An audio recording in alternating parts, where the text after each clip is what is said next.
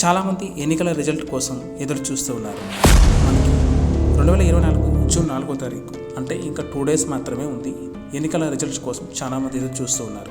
ముందుగా మనకి సర్వేలు నిర్వహించినటువంటి ఎగ్జిట్ పోల్స్ అనేది రిలీజ్ చేస్తారు. అంటే ఎగ్జిట్ పోల్స్ అంటే ఏంటి, అసలు ఆ ఎగ్జిట్ పోల్స్ యొక్క విశేషాలు ఇప్పుడు మనం ఈ వీడియోలో తెలుసుకుందాం.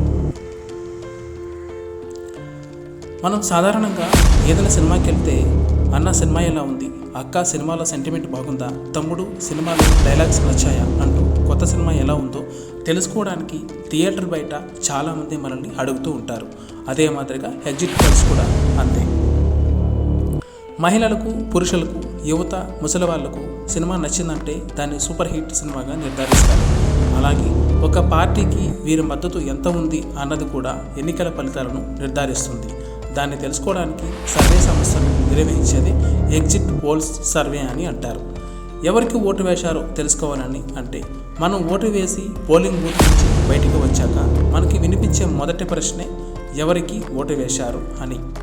ఎవరైనా మనల్ని ఈ ప్రశ్న వేయగానే అంత త్వరగా సమాధానం చెప్పేస్తామా? మనం చెప్పం. కాబట్టి సర్వేలు, ఏజెన్సీలు రకరకాలుగా ప్రశ్నలు తయారు చేసి మనతో సమాధానాలను రాబడుతుంటాయి. 100 మందిలో మెజారిటీ ప్రజలు ఏం చెప్పారన్న దానితో ఫలితాన్ని అంచనా వేస్తుంటాయి.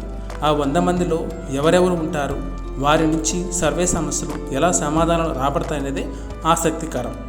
ఎన్నికలు జరగకముందు చేసే ఒపీనియన్ పోల్స్ ఎన్నికల ఫలితాన్ని ఖచ్చితంగా అంచనా వేయలేవు. ఎందుకంటే ఎన్నికలు జరిగేలోపు ప్రజల అభిప్రాయాల్లో మార్పు రావడమే దానికి కారణం. కానీ ఎగ్జిట్ పోల్స్లో పోలింగ్ బూత్ నుంచి బయటకు వచ్చిన వ్యక్తి ఎవరికో ఓటు వేసినదే కరెక్ట్గా చెప్పే అవకాశాలు ఎక్కువగా ఉంటాయి. అందుకే దేశంలో ఎగ్జిట్ పోల్స్కు క్రేజ్ ఎక్కువగానే ఉంది అని సీనియర్ జర్నలిస్టు అనలిస్టు జగదీష్ గారు చెప్తున్నారు. ఓటర్ల సామాజిక వర్గం, వయసు, వారి వృత్తి, మహిళలు, యువత, ఉద్యోగులు ఇలా ఓటర్లను విభజించి సమాచారాన్ని రాబట్టే ప్రయత్నం చేస్తుంటాయి సర్వేలు. అదో పెద్ద తతంగం. సర్వే ఏజెన్సీలు ఒక నియోజకవర్గంలో ఫలితాల్ని అంచనా వేయడానికి ఎన్ని శాంపిల్స్ అవసరం అన్నది ముందుగా నిర్ధారించుకుంటాయి. కొన్ని ప్రాంతాల్లో మెజారిటీ ప్రజలు ఒకే పార్టీకి ఓటు వేసే ఊర్లు కొన్ని ఉంటాయి. ఇలాంటి చోట్ల కొన్ని శాంపిల్స్ సేకరించి న్యూట్రల్ ఓటర్లు, పార్టీలకు సమాన బలం ఉన్న పోలింగ్ బూత్లను సర్వే చేయడానికి ఎంచుకుంటాయి. ముందుగా ఆ నియోజకవర్గంలో అత్యధిక జనాభా ఉన్న సామాజిక వర్గాలు ఏవి, ఆ వర్గాలపై ఏ రాజకీయ పార్టీల ప్రభావం అధికంగా ఉంది, భిన్న వయసు గల ఓటర్లు ఎంతమంది ఉన్నారనే విశ్లేషణ చేస్తారు. ఉదాహరణకు ఒక నియోజకవర్గంలో 1000 శాంపిల్స్ సేకరిస్తారనుకుంటే అందులో యువత, ఉద్యోగులు, రైతులు, రోజు కూలీలు, పనులు చేసుకునేవారు, మహిళలు, వీధి వ్యాపారులు, ట్యాక్స్ కట్టేవారు సమాన సంఖ్యలో ఉండే విధంగా జాగ్రత్త పడతారు.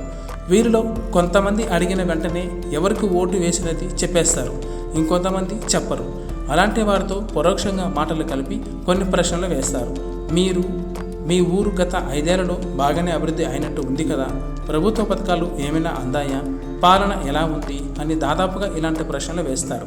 ఇలాంటి ప్రశ్నలు ఎదురైనప్పుడు సహజంగానే ఈ అంశాలపై ఓటర్లు తమ అభిప్రాయం ఏమిటన్నది చెప్పేస్తారు. దీన్ని బట్టే వారు ఎవరికి ఓటు వేసి ఉండొచ్చన్నది సర్వే చేసేవారు అంచనా వేస్తారు. అసలు కథ ఏమిటి అనేది సర్వేలో సేకరించిన సమాచారంతో ఫలితాన్ని అంచనా వేసే ముందు కొన్ని శాంపిల్స్ని ఎర్రర్స్గా పరిగణించి తొలగిస్తాం. తర్వాత మిగిలిన శాంపిల్స్ని పరిగణలోకి తీసుకొని ఏ వర్గాల ప్రజలు ఎవరికి ఓటు వేశారు, అందులో మెజారిటీ యువత ఎవరి వైపు మొగ్గు చూపారు, ఉద్యోగులు ఎటువైపు ఉన్నారు, మహిళలు, ముసలివాళ్ళు ఎవరికి ఓటు వేశారన్నది సమాచారాన్ని తయారు చేస్తారు. ఇలా ఏ వర్గం ప్రజలు ఎవరికి ఓటు వేశారన్నది విభజించిన అనంతరం ఆ నియోజకవర్గంలో ఆయా వర్గాల మొత్తం జనాభా ఎంత, వారిలో ఓటర్లు ఎంతమంది ఉన్నారు అన్న లెక్కలు తీస్తాం. దీని ఆధారంగా పోలింగ్ శాతం ఎంత జరిగిందన్న లెక్కలు పరిగణలోకి తీసుకుంటాం. పోలింగ్ శాతాన్ని సర్వేలో తేలిన వివిధ వర్గాల ప్రజల అభిప్రాయాల నిష్పత్తితో పోల్చి చూస్తాం. ఏ వర్గాల ప్రజలు ఎంతమంది ఉన్నారు, అందులో ఎవరు ఏ పార్టీకి మెజారిటీ ఓట్లు వేశారు అన్నది లెక్క లేస్తాం. తద్వారా ఆ నియోజకవర్గంలో మెజారిటీ వర్గాలు ఎటువైపు ఉన్నాయన్నది తేల్చి ఏ పార్టీ గెలుస్తుందనే అంచనాకు వస్తాం అని తెలుగు రాష్ట్రాల్లో ప్రముఖ సర్వే ఏజెన్సీలో పనిచేసిన ప్రశాంత్ గారు తెలిపారు. క్షేత్రస్థాయిలో వచ్చిన ఫలితాలను మరోసారి సరిచూసుకోవడానికి ఆన్లైన్ విఆర్ఎస్ ద్వారా శాంపిల్స్ను సేకరిస్తారు.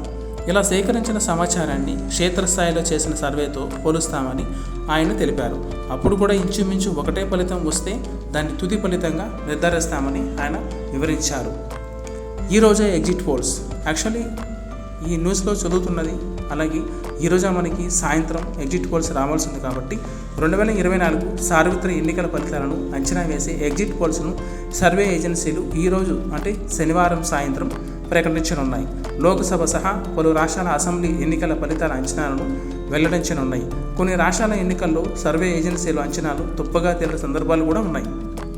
కానీ కొన్ని ప్రముఖ సంస్థల సర్వేల అంచనాలు దాదాపుగా ఎన్నికల ఫలితాలతో సరిపోలుతున్నాయి. ఫలితాల నిర్ధారణకు ఈ సమస్యలు చేసే కసరత్తు పైకి కనిపించకపోయినా సంక్లిష్టమైన ఈ ప్రక్రియ పార్టీల గెలుపోటములపై ఆసక్తికరమైన అంచనాలను వెల్లడిస్తుంటాయి. అందుకే ఇప్పుడు దేశంలో ఎగ్జిట్ పోల్స్ పైనే అందరి దృష్టి నెలకొంది.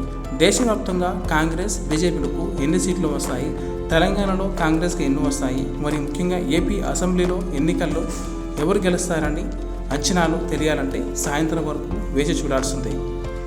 చూద్దాం ఈరోజు మన ఆంధ్రప్రదేశ్లో ఎవరికి ఎన్ని మెజారిటీ వస్తుంది అనేది ఈరోజు మనకి సాయంత్రం తెలిసిపోతుంది ఈ ఎగ్జిట్ పోల్స్ ద్వారా. సో ఈ వీడియో మీకు నచ్చినట్లయితే తప్పకుండా మన ఛానల్కి సపోర్ట్ చేసి లైక్ చేయండి. Thank you.